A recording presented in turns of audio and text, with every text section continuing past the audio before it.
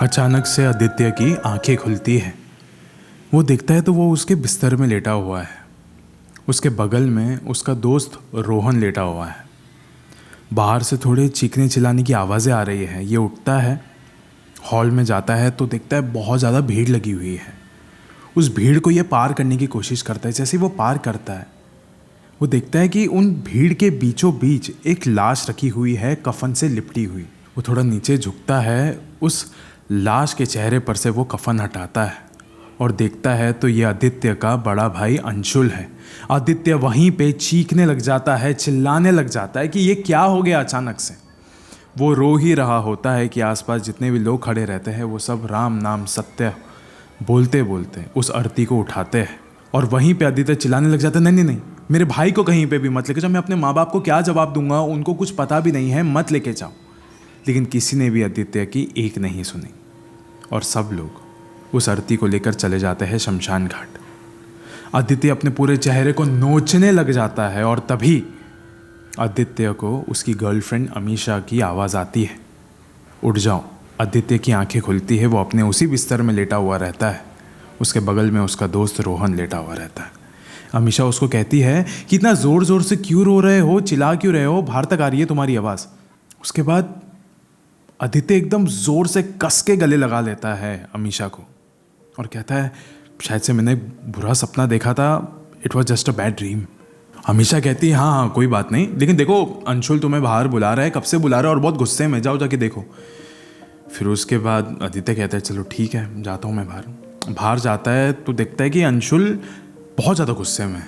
अंशुल कहता है, ये मैं क्या सुन रहा हूँ, कल तूने एक साधु का मजाक उड़ाया था, वो भी एक ऐसा साधु जो कि अपने भक्ति में लीन था। क्या मज़ा आया क्या तुझे उसकी तपस्या तोड़कर। फिर आदित्य कहता है, अरे वो गलती से हो गया था मुझसे, मैं जानबूझ के नहीं किया था और मैंने माफ़ी भी मांगी थी उससे। वो सब छोड़ यार, लेकिन अंशुल तुझे देख के बहुत खुशी हो रही है मेरे को कि तू जिंदा है। अंशुल कहता है, ये सब क्या बोल रहा है यार, बहुत सारे रस्म रिवाज बाकी है अभी, जाके जल्दी से नहा धो के तैयार हो जा, कितने सारे मेहमान आने बाकी है। गाइस एक्चुअली यहाँ पे आदित्य की शादी हो रही है, शादी वाला घर है ये। अब आदित्य नहा धो के तैयार हो रहा था कि उसी समय अमीशा के परिवार वाले आ जाते हैं आदित्य के रूम के अंदर। अभी अमीशा के परिवार वाले बैठ जाते हैं टेबल के बाजू वाले चेयर्स पे और जैसे ही आदित्य वहाँ पे बैठा, इसके घर वालों ने एक ब्रीफकेस निकाला और आदित्य के चेहरे के सामने रख दिया। और जैसे वो बैग खोला आदित्य ने, उसके अंदर पैसे थे, एकदम पैसों से भरा हुआ बैग था वो। फिर अमीशा के पिता ने कहा कि बेटा जितनी बात हुई थी हमने उतना लाया है, ये पूरे 1.5 करोड़ रुपए है, इतना शायद से आपके लिए काफ़ी होना चाहिए।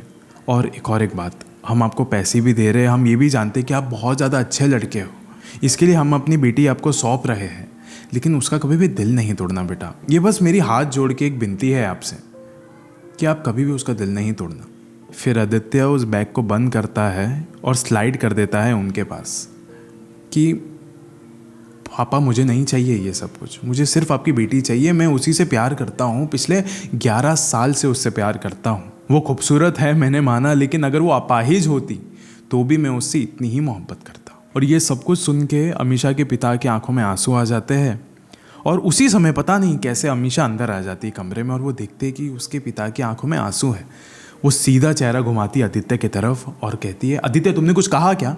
फिर उसके बाद आदित्य ने बोला, नहीं मैंने ऐसा कुछ नहीं कहा। फिर अमीशा के पिता खुद कहते हैं कि बेटा ये तो देवता समान आदमी है, ये अगर कभी मुझे कुछ कह भी देंगे मैं बुरा नहीं मानूंगा, तुम्हारी शादी एक बहुत अच्छे इंसान से हो रही है। अब बात है अगली सुबह की। अमीशा और आदित्य को हल्दी लगाया जा रहा था। आसपास गाने वगैरह चल रहे हैं, सब लोग एकदम खुश है, दोस्त लोग एकदम मजाक वगैरह कर रहे हो, उनको हल्दी भी लगा रहे हो उसके साथ साथ, और ये लोग भी बहुत ज़्यादा खुश हैं। माँ बाप थोड़ी इमोशनल है। उसी समय आदित्य बहुत ज़्यादा खुश था और उसके शोल्डर्स पे एक हाथ आता है शायद हल्दी लगाने के लिए। और जैसे ही वो हाथ लगा रहा था वहाँ पे कुछ, वो ध्यान से देखता है तो वो हल्दी नहीं थी, वो राख थी। और जैसे ही उसने चेहरा उठाकर ऊपर देखा तो ये कोई और नहीं, एक साधु था, वही साधु जिसका इसने तपस्या भंग किया था। और फिर आदित्य उठ जाते हैं और जल्दी से वो हटाने लग जाते हैं अपने शोल्डर में से, ये सब कुछ क्या है यार, ये सब कुछ अचानक से लग कैसे गया मेरे को। फिर आदित्य के पिता कहते हैं, बेटा हल्दी एक बहुत पवित्र चीज़ है, उसको ऐसा हटाओ मत अपने बदन से, ये एक रिवाज है हमारे घर का। फिर आदित्य कहता है कि नहीं यहाँ पे तो कुछ और लगा हुआ है। और जैसे ही वो वहाँ पे देखते हैं वहाँ पे कुछ भी नहीं रहता है, महज हल्दी रहती है। फिर आसपास के लोग आदित्य का मजाक उड़ाने लग जाते हैं, अरे भाई ये तो अभी से डर गया है, इसकी तो शादी भी नहीं हुई है। और सब लोग हंसने लग जाते हैं, आदित्य भी ये सारी बातों को भूल जाता है।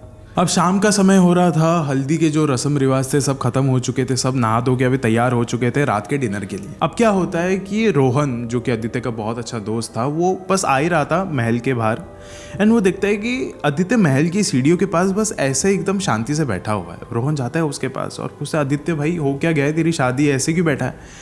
फिर आदित्य कहता है कि पता नहीं, जब हल्दी की रस्में चल रही थी ना, उस समय अचानक से मेरे बदन पे किसी ने तो राख लगाई थी, और ये कोई और नहीं, वही साधु था जिसकी मैंने तपस्या भंग करी थी। तू भी तो था उस समय वहाँ पे जब मैंने उसकी तपस्या भंग करी थी। फिर रोहन कहता है, मैंने तो किसी साधु को देखा ही नहीं, और हाँ तूने जिसकी तपस्या भंग करी थी वो तो मैंने देखा था ऑफकोर्स, लेकिन तूने तो उससे माफ़ी मांग ली थी। फिर आदित्य कहता है, लेकिन नहीं भाई, उसने कितने सारे शराब भी दिए थे, मुझे याद है ना तुझे। फिर रोहन कहता है कि भाई मैं एक बात बताता हूँ, देखो इतना ज़्यादा मत सोच, ये सारी चीज़ें कुछ होती ही नहीं है, बस ये तेरे दिमाग का खेल है, तेरी शादी है यार, थोड़ा तो एंजॉय कर। फिर उसके बाद आदित्य बोलता है, ठीक है चलो कोई बात नहीं। उसके बाद आदित्य जाता है अमीषा के कमरे में, और अमीषा के कमरे में जाके बैठ जाता है, और अमीषा सामने शायद से कुछ मेकअप वगैरह कर रही थी, और ये उसको उठाता है और बिस्तर पे ऐसा बिठाता है और कहता है कि अमीषा मुझे ना तुमसे कुछ बात करनी है, मैं तुम्हें किसी भी तरीके से फोर्स तो नहीं कर रहा हूँ ना ये शादी करने के लिए। अमीषा कहती है, बिल्कुल भी नहीं। फिर आदित्य कहता है, क्योंकि मैं ना तुमसे बहुत मोहब्बत करता हूँ, मैं ज़िंदगी भर करता रहूँगा तुमसे मोहब्बत, लेकिन कभी भी ये मत सोचना कि तुम्हें किसी भी तरीके की तुम पे मैंने कोई पाबंदी डाल के रखी है। तुम एकदम फ्री हो, तुम्हें जो चाहिए तुम वो कर सकते हो। और एक बात, मेरी मोहब्बत बिल्कुल भी झूठी नहीं है कि मैं सिर्फ तुमसे शादी करना चाहता हूँ, मेरी मोहब्बत एकदम सच्ची है। फिर हमेशा उसके कंधे पर हाथ रखती है और कहती है, हाँ हाँ बिल्कुल, मैं भी यही सोचती हूँ। और वो उठती है और कमरे से बाहर निकल जाती है। फिर आदित्य सोचता है कि मैंने इतनी बड़ी बात बोली है आज, इसको अपनी दिल की बात सामने ला के रख दी इसके, फिर भी इसने बस 2-3 शब्द कह के वो यहाँ से निकल गई। शायद से हो सकता है कि थक गई होगी, इसके लिए उसने ऐसा किया और इसलिए उसने कुछ अच्छा जवाब नहीं दिया होगा। ठीक है, अब सब लोग तैयार हो चुके थे आज रात के डिनर के लिए। सब लोग हल्दी से एकदम थक वक गए थे, तो अब रात में अच्छा खासा डिनर करना था। अब यहाँ पे आदित्य भाई साहब आके बैठ जाते हैं टेबल पे, एंड वो खाने का इंतज़ार कर रहे हैं। और उसी समय वो देखता है कि उसकी जो होने वाली पत्नी है अमीषा, वो अपनी कुर्सी लेती है और अंशुल के बाजू में जाके रख देती है, जो कि आदित्य का बड़ा भाई है, और वहाँ पे जाके हंसी मजाक कर रहे हैं दोनों। अब ये वाली बात आदित्य को इतनी अच्छी नहीं लग रही थी, तो उसने ना एक बार ऐसा टॉन्ट मारते हुए अंशुल को और अमीषा को कहा कि भाभी देवर के बीच में कुछ ज़्यादा मोहब्बत नहीं हो रही है यहाँ पे। फिर उसके बाद अंशुल कहता है, अरे भाई साहब अभी तेरी शादी होनी बाकी है, जल मत मुझसे। फिर सब लोग डाइनिंग टेबल पे उसको कहते रहते कि अरे आदित्य अभी तो तुम्हारी शादी होने वाली है, क्यों इतना जल रहा है, तेरी ही है वो। लेकिन फिर भी आदित्य अंशुल को एकदम घूर के देखता रहता है। अब उसके बगल से एक इंसान आके पूछता है, साहब ये लोगे आप, आपको खाना चाहिए? आदित्य कहता है, नहीं नहीं मुझे नहीं चाहिए, खाना नहीं चाहिए। फिर वेटर कहता है कि अरे लो ना सर, बहुत अच्छा बना है। वो कहता है नहीं चाहिए यार। फिर वो एक चम्मच लेता है और ग्रे कलर का एक पाउडर उसके प्लेट के ऊपर डालता रहता है। फिर उसके बाद आदित्य चिल्लाते हुए कहता है, ये क्या मजाक है। वो जैसे ही उसके तरफ देखता है वेटर के तरफ, वो वेटर नहीं था, वो एक साधु था, और ये वही साधु था जिसकी इसने तपस्या भंग करी थी।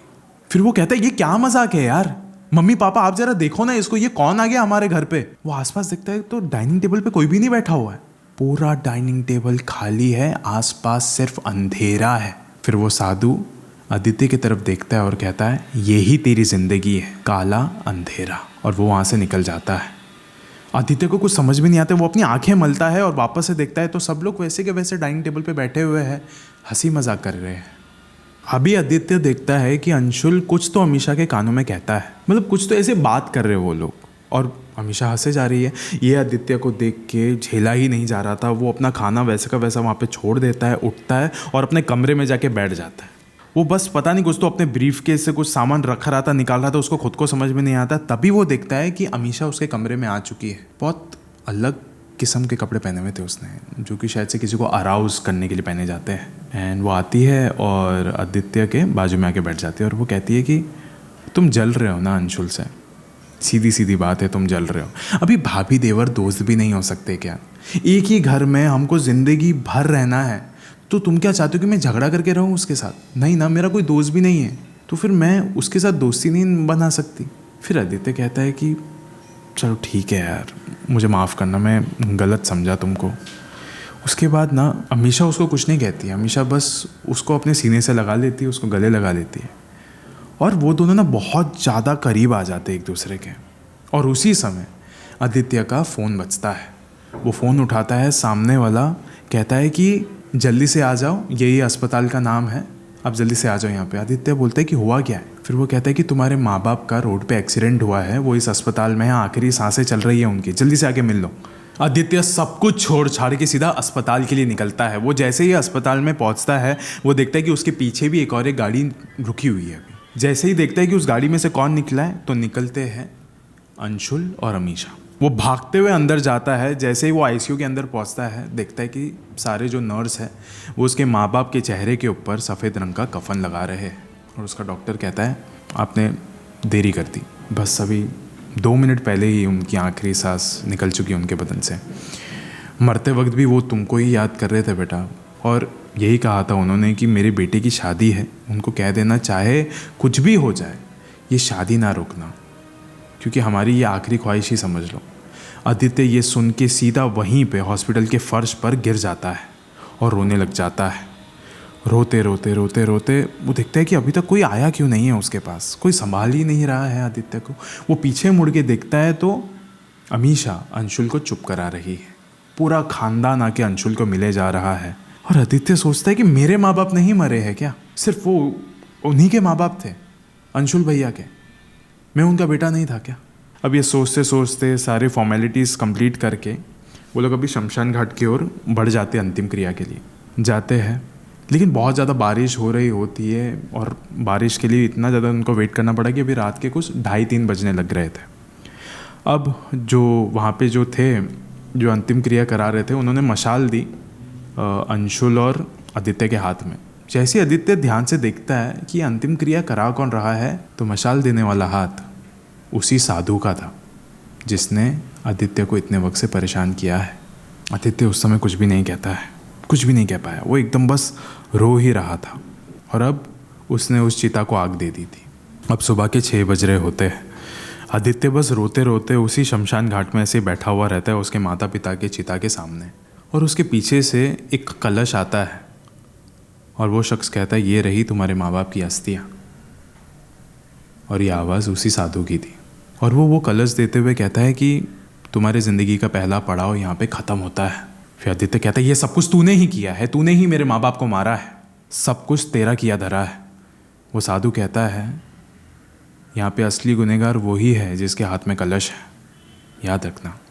आदित्य कहता है तू अकेला है, ये वाली बात याद रख, मेरे पीछे मेरा पूरा परिवार है, तू क्या क्या उखाड़ सकता है मेरा? कुछ नहीं कर सकता है तू। आज के आज मैं तुझे हवालात में भेज सकता हूँ, याद रख, मुझे भिड़ मत। मेरे में वैसे ही बहुत ज़्यादा गुस्सा है, मेरे माँ बाप जा चुके हैं मेरे से दूर, मैं तुझे छोड़ूंगा नहीं। फिर पीछे से अंशुल आके कहते ये किससे बात कर रहा है तू? आदित्य पीछे मुड़ता है तो पीछे कोई भी नहीं होता है, सिर्फ अंधेरे में वो पता नहीं किससे बात कर रहा था। फिर अंशुल कहता है चल ठीक है ये सब, अच्छा ठीक है दे दिया ना वो साधु ने तेरे को ये कलश, ला मेरे को दे दें। और एक बात भाई, 13वीं के बाद हम लोग शादी के रस्म व रिवाज वापस से शुरू कर देंगे, क्योंकि मम्मी पापा की भी यही आखिरी इच्छा थी कि तेरी और अमीशा की शादी अच्छे से हो जाए। और आदित्य यहीं पे सब कुछ भूल भाल के अंशुल को एकदम कस के गले लगा के रोने लग जाता है। आदित्य के घर पे अभी मातम का माहौल चल रहा था। सब लोग बस अंतिम विधि जो होती है वो सब कुछ निपटा रहे थे वहाँ पे। जितने भी लोग थे, बाहर के मेहमान थे, वो सब उस महल में आके इन लोगों को मिल रहे थे। आदित्य भी एकदम ज़ोर ज़ोर के रोए जा रहा था। आदित्य के पास कोई नहीं आ रहा था मिलने के लिए, सब लोग अंशुल के पास जा रहे थे। जब आदित्य ने एक बार देखा था अंशुल की तरफ, तब अमीशा भी उसी के पास थी, उसी को चुप करा रही थी कि चुप हो जाओ। आदित्य ये सोचा था क्या मेरे माँ बाप नहीं थे वो? मेरे सर से माँ बाप का साया नहीं हटाया क्या? क्या इन लोगों को मैं दिखाई नहीं दे रहा हूँ क्या? फिर उस समय अमीशा आती है और वो कहती तुम जाके जरा एक बार अंशुल से बात करो ना यार, कितना बेचारा रो रहा है, जरा जाके संभालो उसे। फिर आदित्य कहते तुम्हें मैं नहीं दिखाई दे रहा हूँ, मेरे माँ बाप नहीं मरे हैं, तुमने एक बार भी मुझे आके पूछा है कि मुझे क्या महसूस हो रहा है यहाँ पे? एक बार तो पूछो कम से कम। फिर आसपास के लोग आदित्य को कहते हैं कि भाई तू क्या हो गया तुम्हें, किससे बात कर रहे हो? फिर आदित्य कहता है मैं अमीशा से बात कर रहा हूँ। फिर सब लोग कहते हैं बेटा अमीशा अंशुल के कमरे में है, क्या हो गया तुम्हें, जाओ जाके अपना मुंह धो लो जाके। फिर आदित्य कहता है हाँ शायद से ये सारी चीज़ें जो मेरे साथ हो रही है ये मेरे दिमाग झेल नहीं पा रहा है। वो जाता है अपने कमरे में और जाके अपना मुंह धोता है फिर मुंह धो के तौलिए से वो ऐसा पोंछने लग जाता है बाहर अपने कमरे में, और देखता है कि तौलिए पे कुछ ग्रे कलर का लगा हुआ है। वो जब अपने कमरे के शीशे में देखता है तो उसके चेहरे पे राख लगी हुई रहती है। वो जल्दी से भागते हुए बाथरूम की तरफ जा ही रहा था अपना मुंह धोने के लिए कि तभी वो देखता है कि उसके बिस्तर पे वो ही साधु बैठा हुआ है। वापस आके देखता है तो वहाँ पे कोई नहीं होता है। वो बोलता है पता नहीं मेरे दिमाग में क्या चल रहा है, क्या हो रहा है मेरे साथ, ये इंसान क्यों मुझे बार बार देखे जा रहा है। वो वापस से उस बाथरूम में जाता है सब कुछ भूल भाल के, और वो राख को निकालने की कोशिश करने वाला था। जैसे वो नल खोलता है, नल में से पानी नहीं निकलता। बाजू से कोई तो उसको अपने हाथ से एक लोटा देता है और कहता है ये है गंगा जल, शायद इससे तुम्हारे पाप धुल जाए। और ये कोई और नहीं, वही साधु रहता है। आदित्य कहता है तुम कौन हो यार, मुझे हर जगह पे क्यों दिखाई दे रहे हो, मैंने क्या किया, कौन सा पाप किया है मैंने, पहले मुझे ये बताओ कि मेरे पाप धुलने वाले हैं। मेरे माँ बाप मुझसे दूर जा चुके हैं, मेरे होने वाली पत्नी मेरे बड़े भाई के पीछे लगी हुई रहती है, किसी को मैं दिखाई नहीं दे रहा हूँ यहाँ पे, बस अपने आप के साथ यहाँ पे जूझ रहा हूँ। कौन हो तुम, क्या किया है मैंने। वो साधु कहता है कि आज नहीं तो कल तुझे तेरा सत्य जरूर पता लगेगा। अभी 13वीं हो जाती है। 13वीं के अगले दिन अमीषा और आदित्य की शादी भी हो जाती है। सब लोग एकदम शांति से अब घर पे आ जाते हैं, सब लोग एकदम थक जाते हैं, थक हार के सब लोग सोने वाले रहते हैं। और फिर कमरे में आने के बाद अमीषा देखती है तो आदित्य बहुत ज़्यादा थक चुका होता है। फिर अमीषा कहती है चलो ठीक है तुम सो जाओ, लेकिन मैं तुम्हारे लिए दूध लेके आती हूँ, एक बार वो पी के तुम सो जाना, शायद से थोड़ा ठीक लगेगा तुम्हें। फिर आदित्य बस ऐसा नॉड करता है और वो लेटा हुआ रहता है अपने बिस्तर के ऊपर। लेटे लेटे कब उसकी आंख लग जाती है उसको पता ही नहीं लगता है। अब वो देखता है तो सुबह के कुछ 6 बज रहे होते हैं। वो अपने आसपास देखता है तो वहाँ पे अमीषा नहीं होती है। वो उठता है और हॉल में जाता है, एक गिलास पानी निकालता है किचन से, वो पीता है और हॉल में देखता है तो उसके माँ बाप की तस्वीर लगी हुई रहती है। वो एकदम मुस्कुराते हुए उसके पास जाके बैठ जाता है और कहता है मम्मी पापा मैं कभी भी आपका सर झुकने नहीं दूंगा। माल में बहुत अजीबोगरीब चीज़ें हो रही है मेरे साथ, मुझे कुछ समझ में नहीं आ रहा है, और शायद से पता नहीं क्यों इतने दिनों से मैं अंशुल भैया के साथ भी अच्छे से बर्ताव नहीं कर रहा हूँ, अमीषा को भी कभी कभार चिल्ला देता हूँ। बड़े भाई होने के नाते उन्होंने अपने सारे फ़र्ज़ पूरे किए हैं, मैं बहुत बुरा मानता हूँ उनको, लेकिन शायद आज ये एकदम सही समय कि मैं उनसे जाके माफ़ी मांग लूँ। वो जाता है अंशुल के कमरे में और जैसे ही दरवाज़ा खोलता है वो देखता है अंशुल के बिस्तर पे अमीषा भी बिना किसी कपड़ों के सोई हुई है।